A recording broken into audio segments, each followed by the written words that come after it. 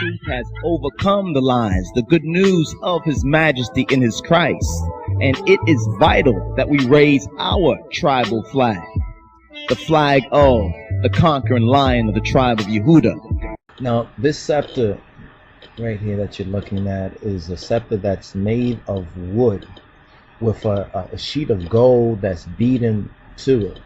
On the side of the blade, there is an inscription that reads, "The good God, the beloved, dazzling of face like the atom when it shines, the son of Amun, Neb Cheper Ura or Neb Cheper Ure, living forever." Above the inscription is a frieze of lotus petals, and on the other side of the blade are rows of trussed and slaughtered bulls.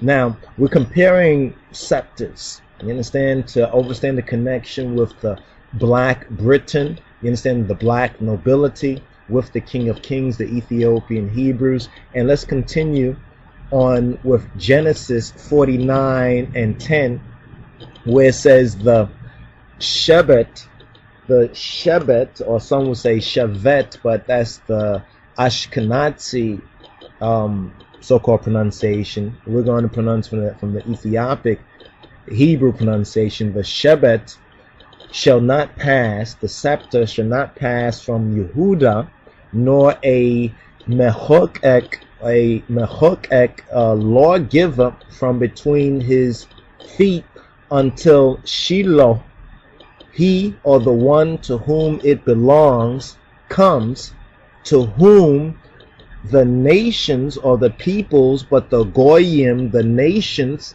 shall render obedience. Now, this particular scripture in Orit Ze Fitret, Orit Ze Lidet, chapter 49 and 10 of Genesis, was not written for a so-called Caucasoid or Caucasian or pale man Messiah.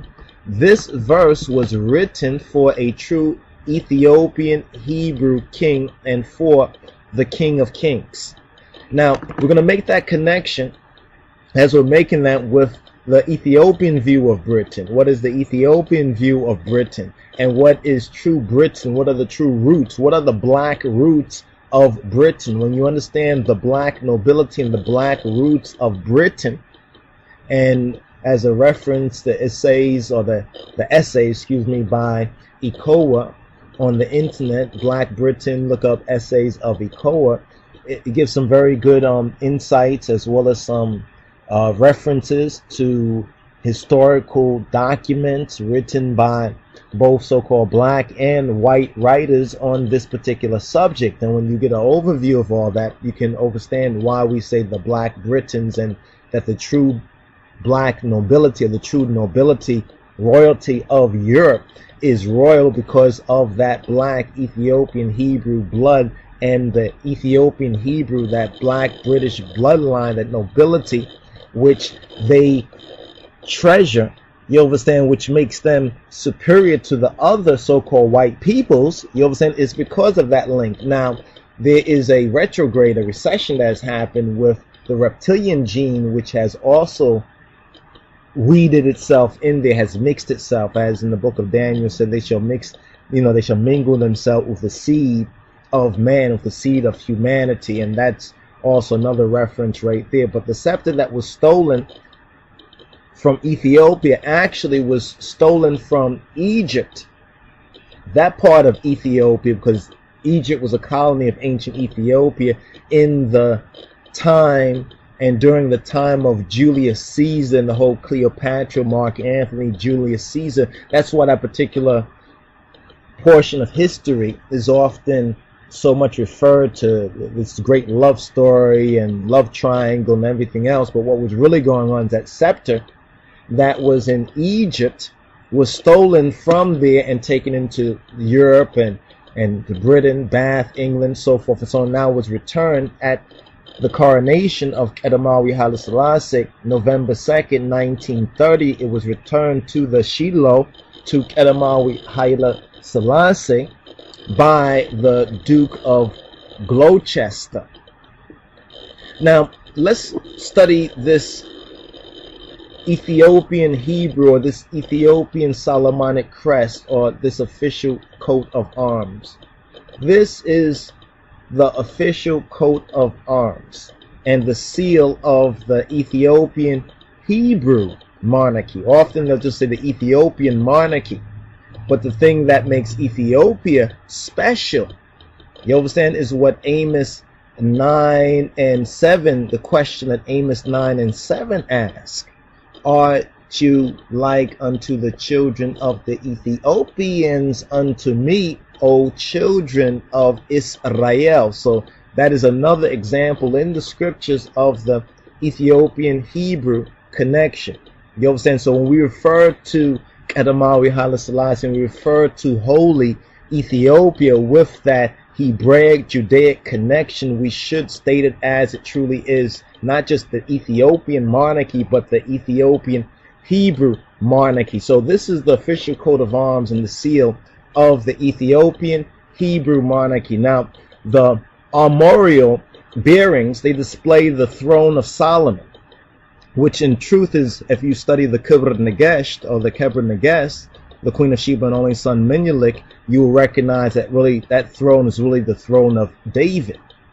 You understand? So many Ethiopians have misrepresented it as the throne of Solomon, but in truth is really a renewal. You understand? The renewal of the kingdom of David in Ethiopia. This is the testimony of the Kibra Negesh, and we're holding to that particular testimony. But the armorial bearings that display the throne of David through Solomon, you understand, through that seed of Solomon and the Queen of Sheba, supported by two angels. The angel to the right of the throne bears the sword of state and the scales of justice, symbolizing the role of the Negusha Negesh, or the emperor, as supreme soldier and supreme judge. The angel to the left of the throne bears the imperial scepter, symbolizing the sovereignty of the monarch. The Lion of Judah stands before the throne, and the arms are draped under an imperial red canopy, surrounded, or really surmounted, by the imperial crown. Below the Lion of Judah appears the words, Moa Anbesa Zeim Negeda Yehuda, conquering or victorious lion from in the tribe of Judah, or conquering Lion of the tribe of Judah. Now, the title Conquering Lion of the tribe of Judah is often attached rightly to the King of Kings' name, to Kedamawi Haile Selassie's name. But now there are some that say, and I've put out the information even from the so-called royal family, that it is not the title of the emperor himself. But we disagree based on the evidence and the factual information. It is the title of the emperor itself, because this is prophetic. Now, Prince Asfawosin Asarate had noted this: the phrase conquering Lion of the tribe of Judah has never been the title of Ethiopian monarchs. Now, if that is true, that conquering Lion of the tribe of Judah has never been the title of Ethiopian monarchs, then why is that a title of Kedamawi Haile Selassie? See, here's the connection. The connection is Genesis 49. The connection is what happened in 1930. The connection is the returning of the scepter to its rightful ruler, to the Shiloh. You understand? From Ephraim, you understand, to Yehuda. You understand? Now, rather, they would say that the words Lion of the tribe of Judah hath prevailed refers to Genesis chapter 49 and 9. But if we go to the particular prophecy in Genesis chapter 49, and we begin at let's begin at verse 8, where it says, Judah, Yehuda, thee shall thy brethren praise. This is why true Rastafari and true Ethiopian Christians, true Ethiopian Hebrews, we praise Edamawi Haile Selassie. Now don't get this, as they say, twisted. We praise the righteous man. This is what the Bible teaches. Some say we praise nobody but God, but they're not reading their scriptures. You understand? Praise is worthy for the righteous. Millions of Christians throughout the world, Your Imperial Majesty, will regard you as the reincarnation of Jesus Christ.